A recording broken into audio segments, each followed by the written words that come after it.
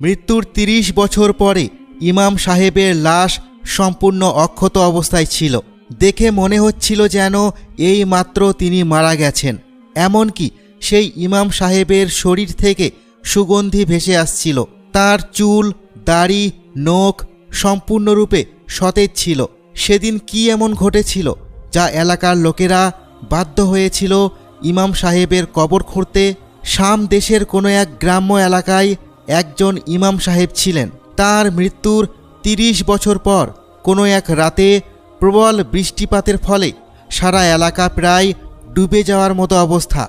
যখন বৃষ্টির পানি কমে যেতে লাগলো, তখন এলাকার লোকেরা দেখল সেই ইমাম সাহেবের কবর যে স্থানে ছিল সেই স্থানে গর্ত হয়ে পানি জমে আছে। তারপর গ্রামবাসীরা সিদ্ধান্ত নিল যেখানে পানি জমে আছে সেখানে পানি তুলে ফেলে দিতে হবে। সিদ্ধান্ত